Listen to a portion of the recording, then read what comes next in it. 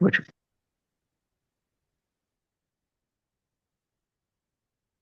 हरे कृष्णा प्रभु जी and माता जी।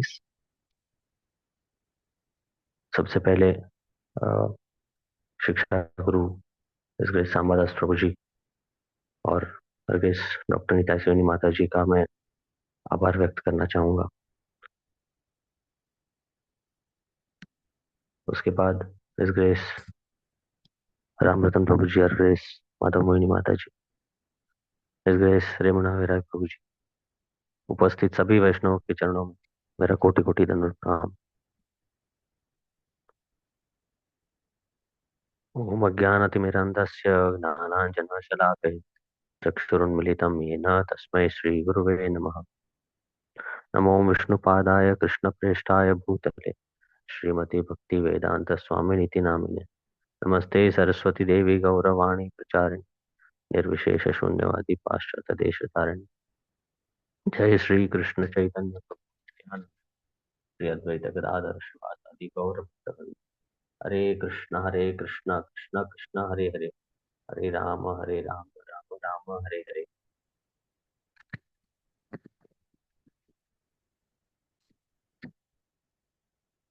भगवत गीता में भगवान कह रहे हैं, सर्वधर्मान परित्यज्य मामेकम शरणम व्रज।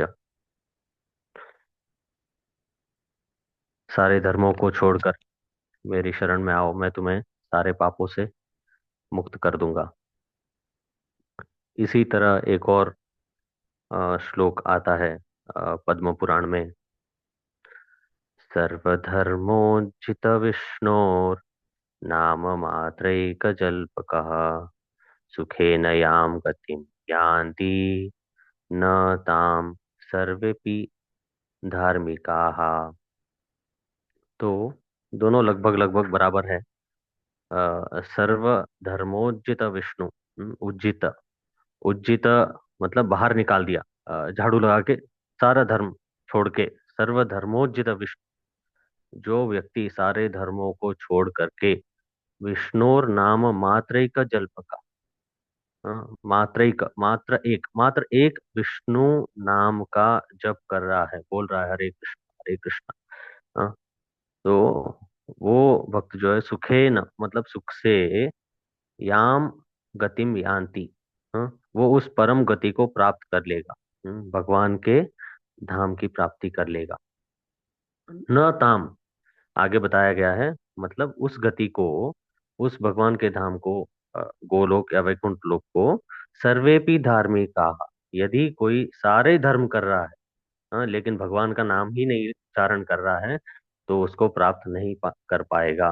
तो सीधी सीधी बात है, भगवान श्री चैतन्य महाप्रभु का पथ का अनुगमन करते हुए कोई व्यक्ति अगर भगवान के नाम का जप करेगा तो निश्चित रूप से वो भगवान की प्राप्ति करेगा।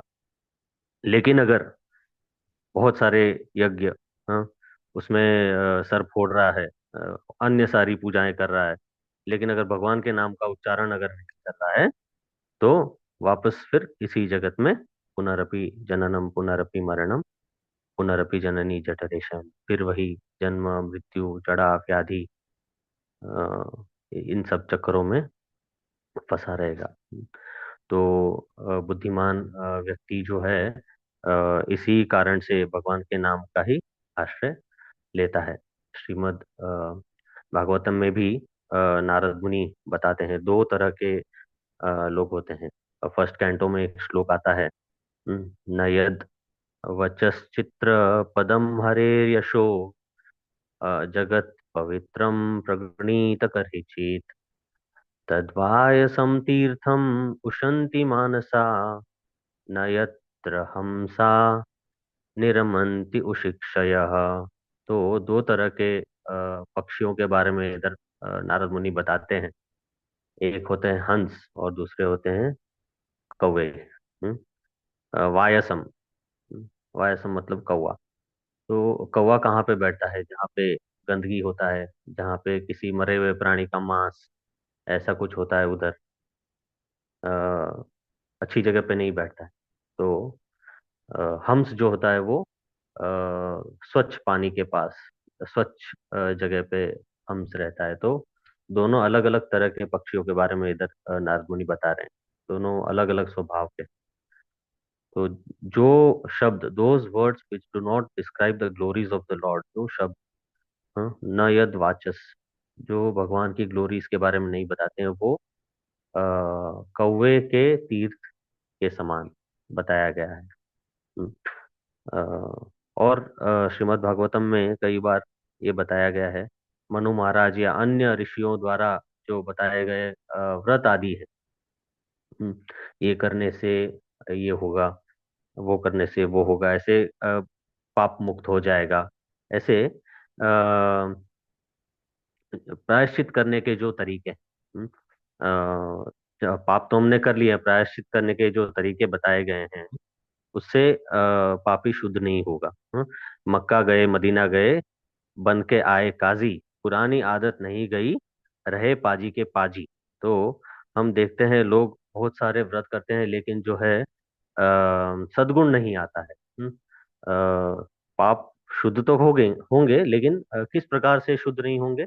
यथा हरेर नाम पदेर उदाहतेस, जैसे नाम उच्चारण से। हरे कृष्ण कृष्ण कृष्ण हरे हरे, हरे राम राम राम हरे हरे। मन नहीं लग रहा है फिर भी जो जप करता है, हरे नाम पद जैसा शुद्ध नहीं करता।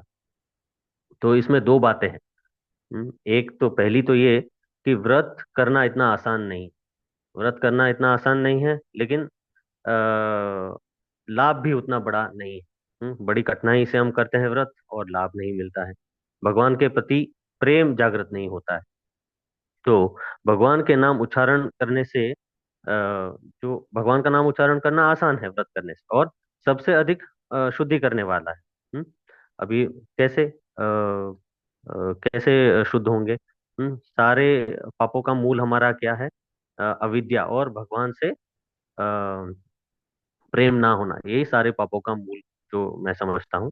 तो हरिनाम करने से भगवान के प्रति, भगवान के चरणों के प्रति प्रेम उत्पन्न, प्रेम जागृत होता है। और स्वाभाविक रूप से पाप मुक्त हो जाता है। तो कृष्ण नाम का जप, कृष्ण नाम का भजन करना चाहिए। तो कभी कभी मेरे मन में शंका भी आती है कि इतने सालों से जो है मैं जप कर रहा हूँ, इतने साल हो गए, इतने दिन हो गए, तो मैं तुरंत क्यों पाप मुक्त नहीं हुआ? तो कल मैं एक लेक्चर सुन रहा था, उसमें एक प्रभु जी बता रहे हैं कि जैसे फैन चल रहा है, तो फैन हमने ऑफ कर दिया, लेकिन तुरंत थोड़ी स्टॉप होता है। उसका जो प्रवृत्ति है वो धीरे धीरे स्टॉप होता है। तो इतने इतने जन्मों से पाप करने की जो प्रवृत्ति है, उसको टाइम तो लगेगा, थोड़ा वक्त लगेगा। तो हरिनाम जप अगर हम कर रहे हैं, और कुछ करने की जरूरत नहीं है, और कोई व्रत करने की जरूरत नहीं है। तो लेट अस चांट हरे कृष्णा। न नाम सम व्रत, नाम उच्चारण करने के समान कोई व्रत नहीं है। न नाम सम यज्ञ, नाम उच्चारण करने के समान कोई यज्ञ नहीं है। और न नाम सम तपः, नाम जप के समान कोई तप नहीं। आखिर में मुझे ये बताना है कि हमारा लक्ष्य क्या है? पापों से मुक्ति पाना ही हमारा लक्ष्य है? हम्म, नहीं, हमारा मुख्य लक्ष्य तो भगवान के चरणों में प्रेम की प्राप्ति। और उसके लिए हम हर रोज जो है हरे कृष्ण महामंत्र का जप करते हैं, राधा रानी से हम प्रार्थना करते हैं। यत्न और आग्रह करना, बार बार यत्न और आग्रह करना, एक वैष्णव, एक शुद्ध वैष्णव की शरण में जाके हम अपने मन, वाणी और इंद्रियों को हम जो है भगवान की सेवा में लगाएं।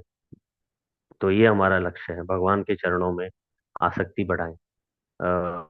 अभी हम लोग यात्रा जाने वाले हैं, तो उसके बारे में तो मैं रामरतन प्रभु जी या फिर रेमुणा बिहारी प्रभु जी से सुनने की इच्छा रखूंगा कि उस समय हमारा मूड कैसा रहेगा यात्रा में। बाकी हमारा लक्ष्य जो है वो क्लियर है। तो इतना कह के प्रभु जी, मैं छोटा हूँ, कुछ त्रुटियां हुई होंगी जो मैंने अभी बोला। आप सब मास्टर के सामने बैठ के बोलना थोड़ा मुश्किल होता है, तो मेरी भूल चूक क्षमा कर देना प्रभु। हरे कृष्णा।